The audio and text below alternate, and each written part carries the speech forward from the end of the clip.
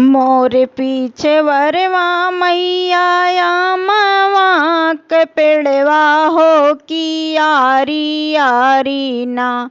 मैया निमिया के पेड़वा हो की यारी यारी ना। मैया निमिया के पेड़वा हो की यारी यारी ना। आमवा की डरिया पे बैठी बोलली कोयलिया हो की जागा माई ना। हो की जागा माई ना। होई गे भोरवा सवेरवा हो की जागा माई ना। होई गे भोरवा सवेरवा हो की जागा माई ना।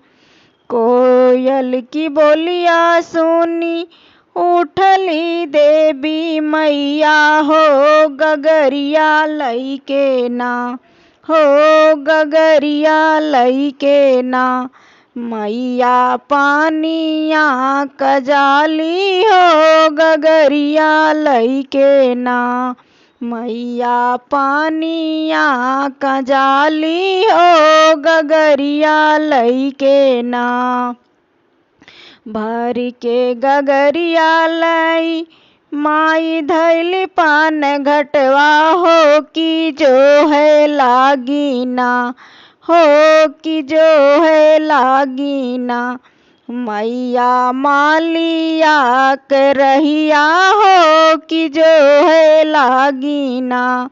मैया मालिया के रहिया हो की जो है लागी ना।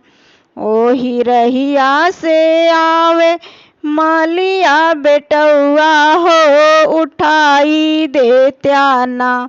हो की उठाई देत्या ना। माली हमारी गगरिया हो उठाई देत्या ना। माली हमारी गगरिया हो उठाई देत्या ना। जब हम उठौबे मैया तोहरी गगरिया हो की काऊ देबू ना। हो की काऊ देबू ना। मैया गगरी उठौनी हो की काऊ देबू ना। मैया गगरी उठौनी काऊ देबू ना। तोह का तो देबे माली बुद्धि और विद्या हो की रनिया तोहरी ना। हो की रनिया तोहरी ना।